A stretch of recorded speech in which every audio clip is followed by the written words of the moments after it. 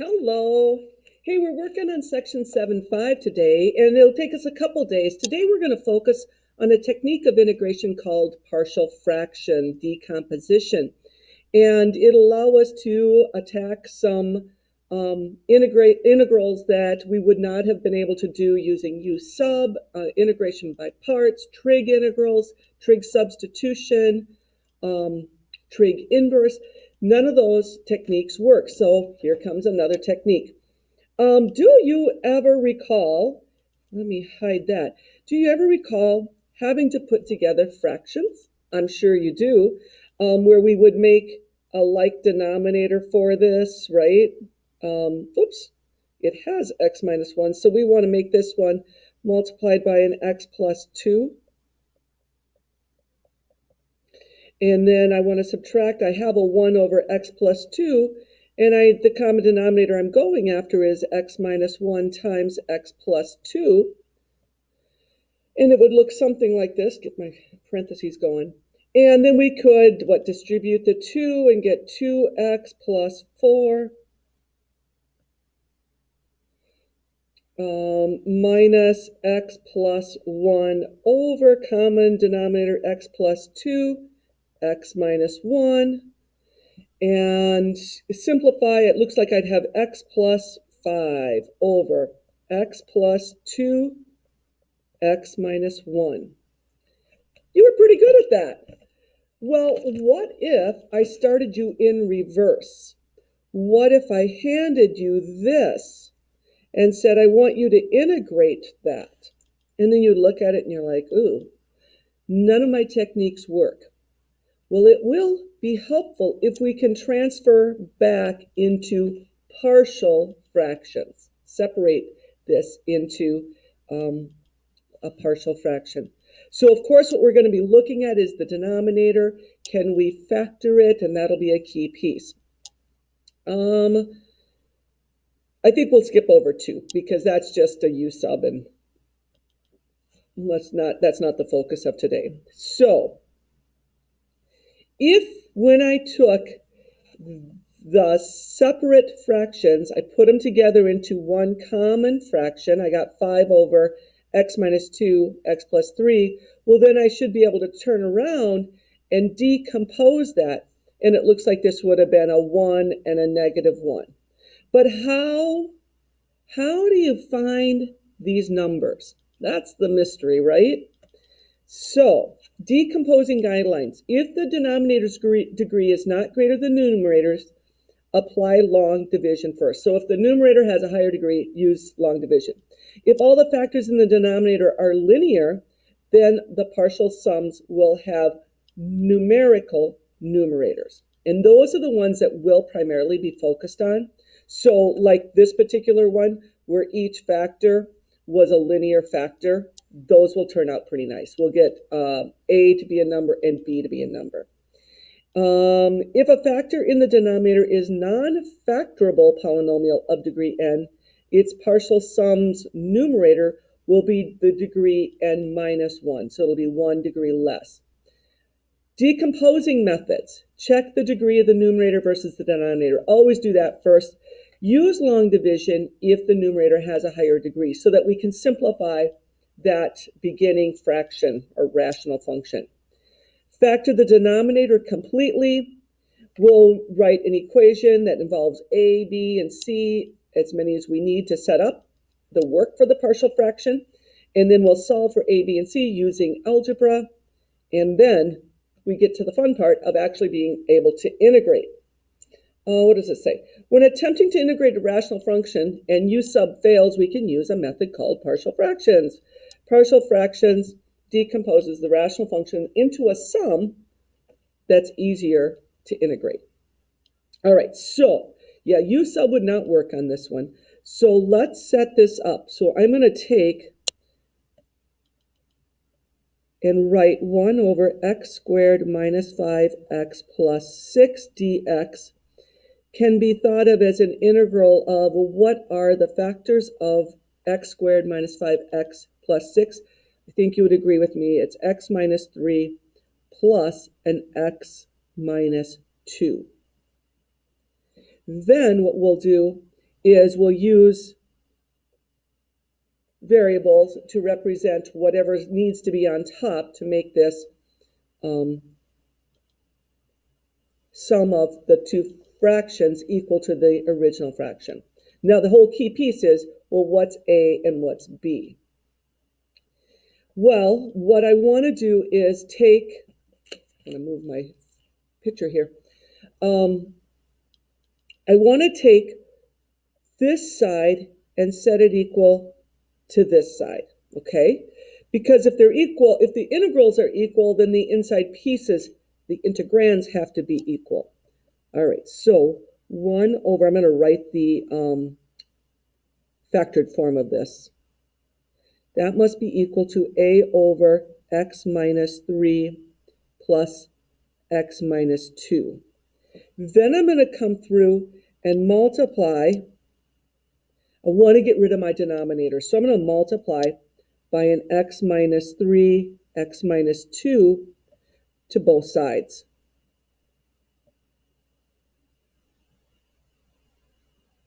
Got it? Now, on the left side, you're like, well, that just got rid of that. Yes, and that's what we wanted. Make the left side simpler, so I get 1 equals. Now, if I distribute this to each of these, it will also get rid of the denominator piece. So if I take and multiply, I'm going to have a times an x minus 2. And the x minus 2's are gone on the b factor fraction, so I'll have b times an x minus 3. Agree? And you're like, well, how does that help? Now, we could use a systems of equations, but there's actually an even easier method. So what I'm going to do is select some nice numbers. So select nice numbers. And you're like, well, what would that be like? Well, if I let x be 2, that would zero that out, wouldn't it? All right, so let's let x be 2. Let x equal 2. And that will give me 1 equals a times 0 plus b times 2 minus 3, right? And that would be 1 equals 0 there, a negative b. And then that tells me solve it, b equals negative 1. Awesome. Let's go back. Let's choose another nice number. Wouldn't it be great if we could zero out the b? Oh, yes. Let's let x equal 3. If I do that, I'm going to have 1 equals a, and then I would have 3 minus 2 plus b. 3 minus 3 would give me 0, so that is gone. And now it looks like 1 equals 1a. I just figured out the decomposition of that fraction. So now I'm going to go back up to my problem, and this is why I encourage you to do the setup so that you remember which number goes over which fraction. And so just to set it up always the same way, and now we're turning this fraction into a was 1 over x minus 3 plus b was negative 1 over x minus 2 multiplied by dx. Does this look like something you can do? Yes, because 1 over u is natural log of u. And in this case, our u is so simple, right? If I set u equals x minus 3, then du equals dx, and I know I don't have any little correcting factor to do. So this really is a nice starting problem. It's the natural log of absolute value x minus 3 plus the natural log, you know what, I'm going to put that minus down in between there, minus natural log absolute value of x minus 2. I decided to shift this because I thought it would be easier to integrate it that way. Oh, don't forget the common c. There we go, plus c. Now, we could simplify this. This is an okay answer, but there's even a better, more concise answer. And that is, with division, you recall the rules of natural log, the properties. With that division, we can swing this back into a quotient of the first natural log minus or over the second natural log. And then don't forget our constant. And that should be our answer. So not hard. The goal, once we can get to this here, we're in great shape because then usually it's pretty easy to integrate. Let's try another. Solve. Oh, first thing I notice is the degree in the numerator is higher than the degree in the denominator. Therefore, we'll use long division, won't we? All right, so long division. It gets to be fairly lengthy today. So we have x squared minus 2x minus 8 as the divisor. Inside we have the dividend.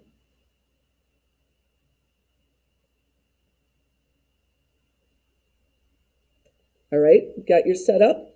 Now, let's see. Just keep taking, oh, that's, it just got way dark on us, didn't it?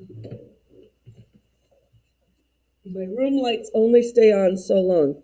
Okay, so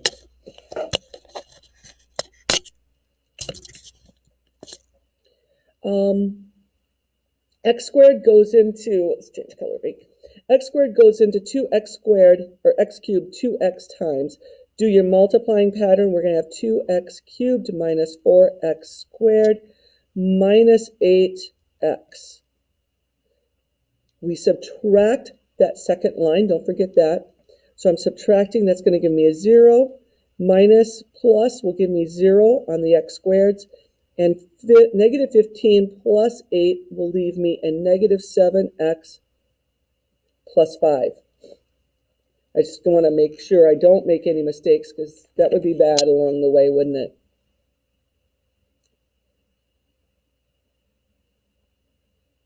And it was. I'm so glad I checked. Shoot, right there, negative 16. Okay, so then instead, how about we have an x plus 5? And we know what that looks like. This is our remainder, isn't it?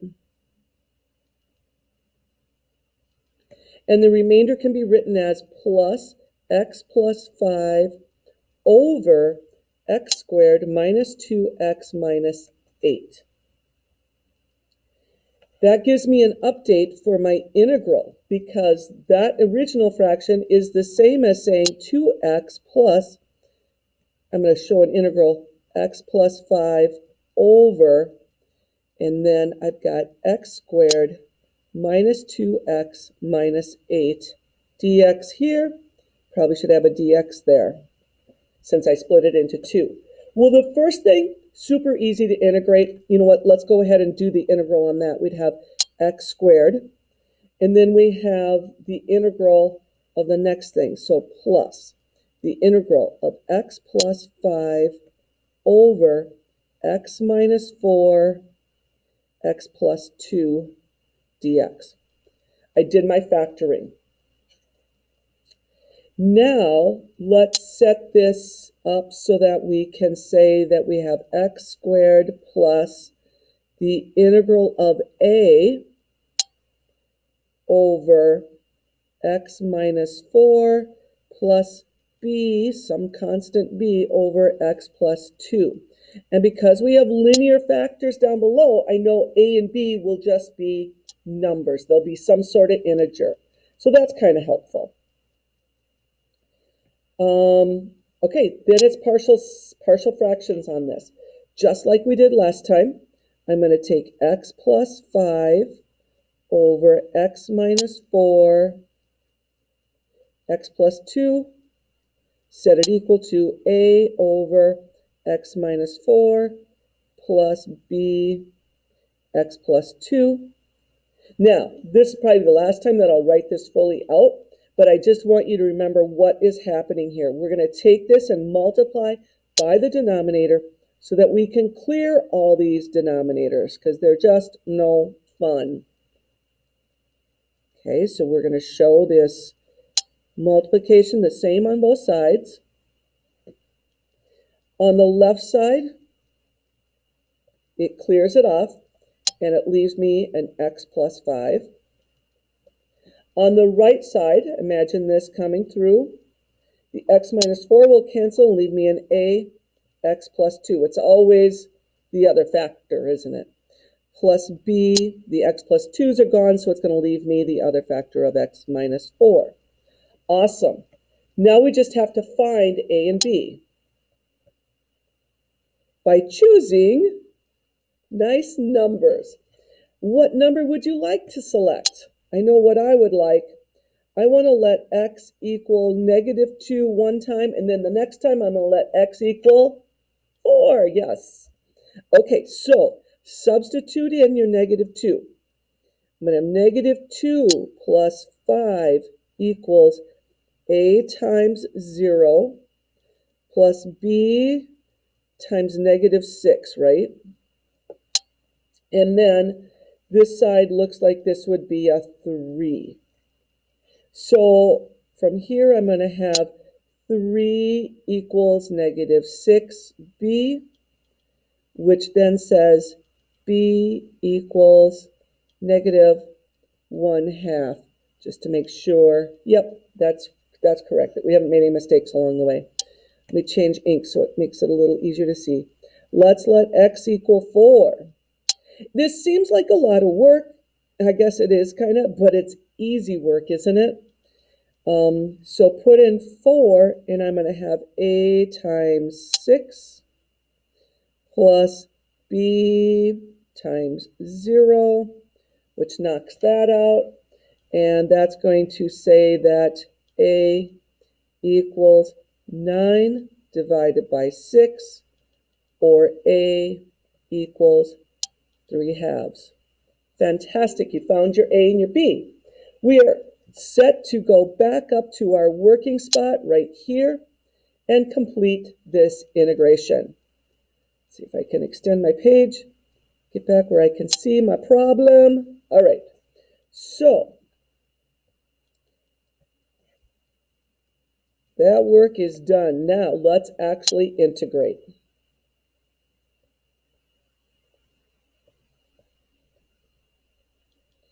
First, we'll have to rewrite putting a and b back in place.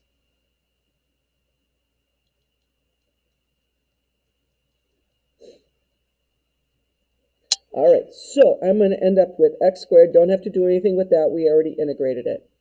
I'll have the integral of a was 3/2. I'm going to put my 3/2 out front since it's just a multiplier. That works. And then I have 1 over x minus 4 dx plus, actually minus, isn't it? Because it's a -1/2 coming in, minus 1/2 integral 1 over x plus 2 dx. Can we integrate this mess? Absolutely. So we'll have an x squared plus a 3/2. I know by looking at this, just by inspecting this, since x is 1x, if I set up u to be,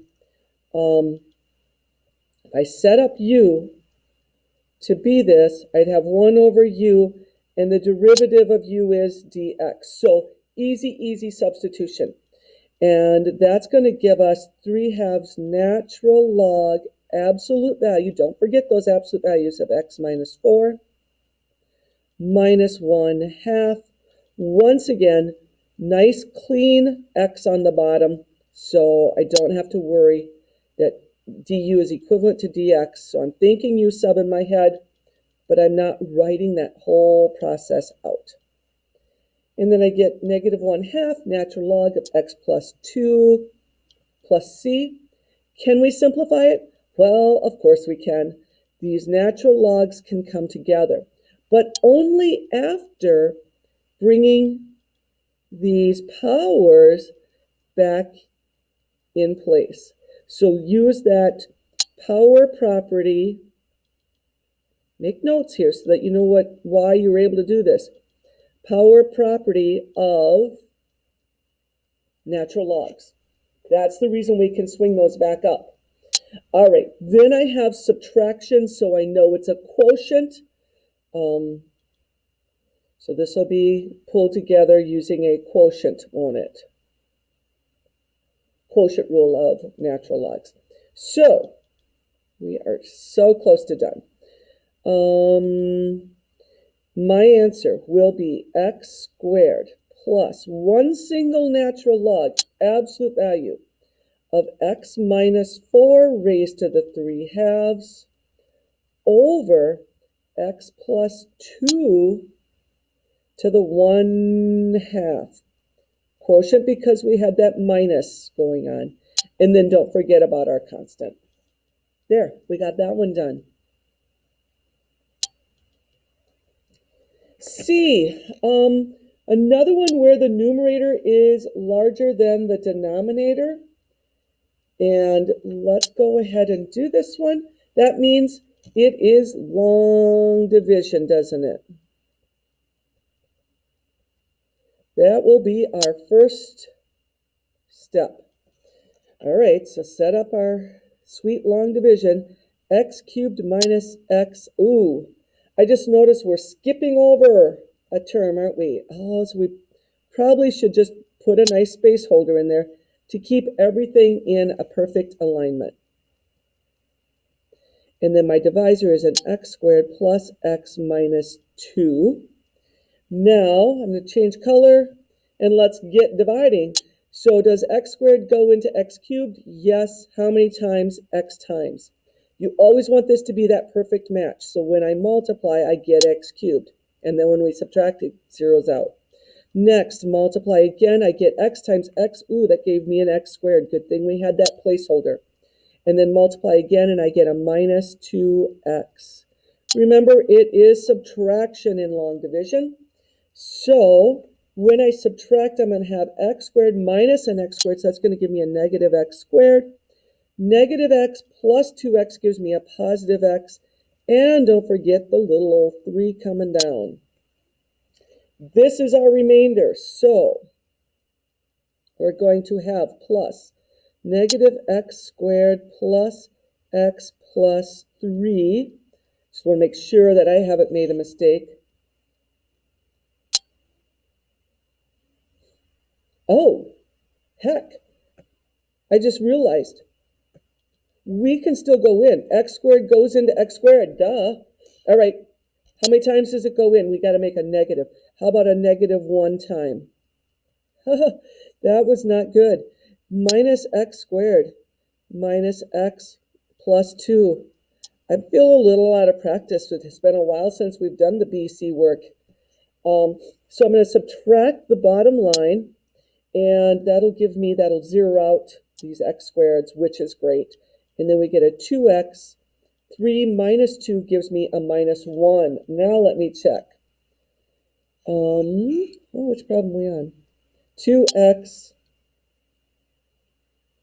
plus 1, because 3 minus 2. 3x plus 1. And that is our remainder, 2x plus 1 over x squared plus x minus 2. Okay, a new update. We have a new integral. So rewrite that integral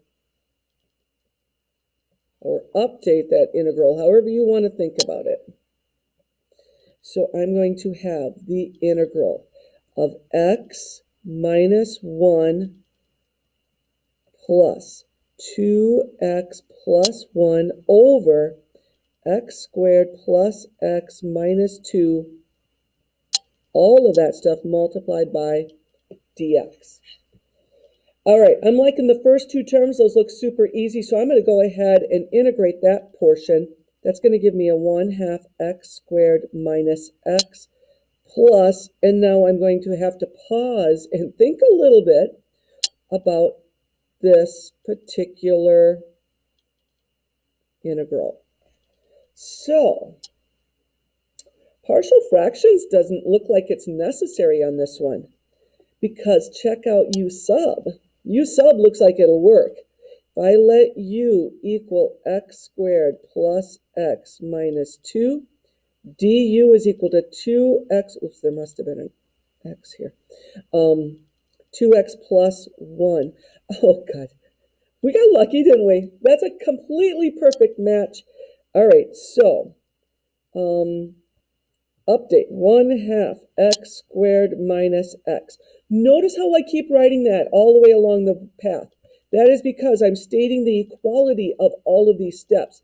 And it would not be equal if I dropped that stuff off. So make sure that you follow suit as well.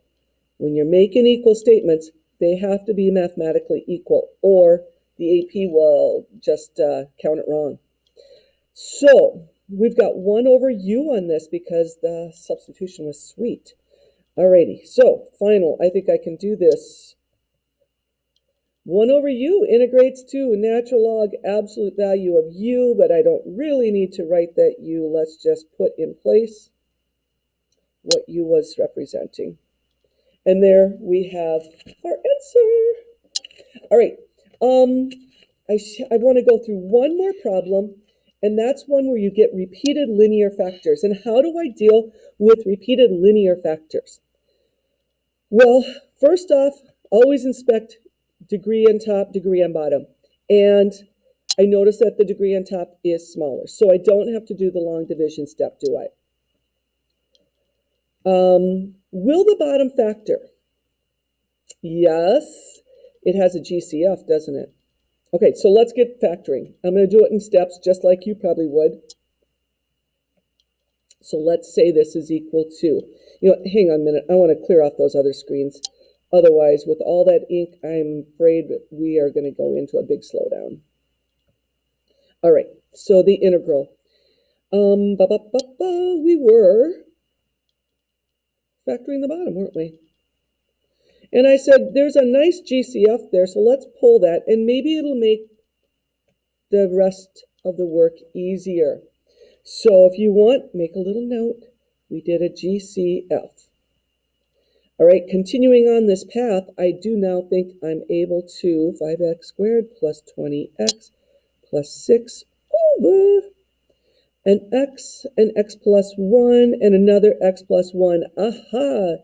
They weren't lying. We have a repeated linear factors. Repeated linear factors, which makes the process of decomposing this fraction a little bit unique. So how do we decompose that? I really would love to say, I'm going to just keep it stringing this on, that I've got an equality statement here, that integral becomes an a over x plus a b over an x plus 1 plus a c over an x plus 1 quantity squared. So as we have repeated factors, we just keep increasing the power on that repeated factor until we match how many times it was listed. If I'd had one more x plus 1, then I would have had a d over an x plus 1 to the third, okay? So that's what you do with repeated linears. Now, I'm going to have 3 variables I have to find. The process is going to be identical, though. So it's going to be 5x squared plus 20x plus 6 over x plus 1. I can just say x plus 1 squared, can't I? Equals a over x plus b over x plus 1 plus c over x plus 1 squared. Do you feel like in math all you do is repeat and write a lot of the same stuff? Kind of true, isn't it? But it allows people to follow your work. Okay, so the next step, I want to take and multiply by the denominator because I want to clear those denominators. Alrighty, so set it up. X x plus 1 quantity squared, and you've got that. Send it through on each side. So this cancels away with that, gives me 5x squared plus 20x plus 6 equals, now distribute to each of the 3 terms, and the x will cancel and we'll have an a x plus 1 quantity squared plus a b. An x plus 1 will cancel, so I'll have a b times an x plus 1 remaining of those factors, plus a c. The x plus 1 quantity squared cancels away, so we get a c times an x. All right, so that's what we're going to be working with. I'm even going to just box that out because that's important. Now let's find our a, b, and c. Choose numbers. Choose wisely. I'm going to let x equal, what do you think, guys? I see 2 really good choices. I'm going to start out with x being 0 so that I zero out the b. It will also zero out the c, so it looks like we'll be able to find a. All right, putting in 0, I'm going to have 0 plus 6 on the left equals an a times 1 on the right plus a b times 0. I'm just making this really clear for your notes, and a c times 0. So obviously from this, we are getting a equals 6. Fantastic. All right, now I said another good choice is let x equals -1. That looks like it'll wipe out a and b, doesn't it? But don't forget, you got to put it here over on the right. So I'd have a 5 times 1 plus a 20 times -1 plus a 6 equals. -1 goes in, that's going to zero out the coefficient for a, plus b will be a -1 and a -1. Oh, it zeroes out. I just noticed. Sorry, a little slow here. That zeros. Plus c times the -1. Okay, that means that -c equals, what does this add up to? 5 minus 20 plus 6. 11 minus 20 would be like -9. I'm seeing c at 9. I'm going to make sure that I'm getting these. Yes. So far, haven't made a mistake. That's amazing.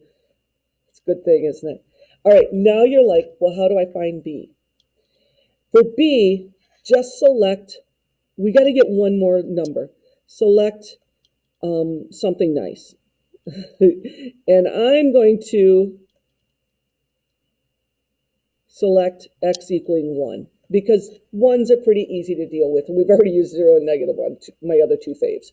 So if I put 1 in, I'm going to have 5 plus 20 plus 6 equals 1 plus 1 is 2. That's going to give me 4a. 1 times 1 plus 1 is 2, 2 b's, and 1 c. And we know our a and b, right? We know that a is 6 and b is, oh, we don't know the b. We know a and c. Sorry about that. We know c is 9. So substitute. Sub into equation. 5 and 20, 25, 31 equals 4 times 6 is 24 plus 2b plus 9. That says 31 equals 33 plus 2b, which means that, see, it's already slowing down, b equals, subtracting 33, -2. Awesome. Is that what I had before? Before we move on, it's not what I had before. Oh, mainly because I had 2b, not b, right? 2b. b equals -1. You probably see all these mistakes that I'm making and notice them before I do. All right, we've got our 3 letters. I'm going to write them, and then I'm hoping to clear some work here. So A, that was an equal sign on top of the A. A equals 6, B equals -1, C equals 9. And I want to erase that stuff. Hey, it worked.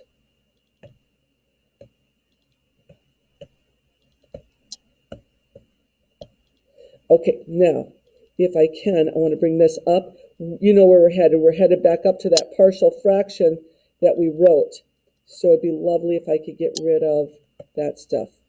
Not quite as easy, right? Okay, into our integral with this work. I think I've got a clear enough space. You'll have to deal with my messy board. I don't really like it, but I got to deal with it. Okay, so this is going to end up being an equal. I'm coming back right here. So I end up with an integral of 6 over x. Do you want to write it outside? I kind of want to write it outside. 6 integral of 1 over x dx plus -1, so a minus integral of 1 over x plus 1 plus c is 9 over 1 over, I'm not sure what I was saying, 1 over x plus 1 quantity squared dx. My brain's already jumping ahead to how I'm integrating that, and so then I get that going on in my head, and oh gosh, it just gets jumbled. Alrighty, you're with me. First thing, easy to integrate. 6 natural log of absolute value x minus 1, so natural log of x plus 1. Those were nice to use subs, right? Single x's, so easy. Now, this last one, though, not quite as easy. I would probably use u sub. I'm going to go ahead and write it so I have a little bit of space here. 1 over the integral of 1 over u. It'll be 1 over u squared. But let's just make sure that this u is safe as an x plus 1. And I think you probably could see that it was. So du equals dx. I don't have anything to do. So I really could think of this as, I'm going to knock that out and say it's 9 integral of u to the -2 dx. And then integrating that's going to be pretty easy, isn't it? All right, so let's pull this together. This becomes a power, doesn't it? So I'm going to have a natural log absolute value. I can see a quotient coming because of the minus sign. So I'm going to have an x to the 6th over x plus 1 in absolute values. Now, the numerator doesn't necessarily have to be in the absolute values because it's guaranteed to be positive always. Plus 9, u to the -2, add a power. U to the -1, divide by that new power, and that's a division by -1. Now, swipe back. This should be my final pass, and I am not going to put the absolute values on the 6th. Minus 9 times our u, x plus 1. Oh, it's to the -1. Let's put a 1 over that. Plus c. You know what? Even better, let's bring the 9 up to the top then. 9 over that. There's our answer. Fantastic. They're a little bit more work, as you can see, repeated linears. Okay, for your homework, you have this page 373 plus a little web assigned. So it's kind of a 2-day teach, 2 assignments. Good luck.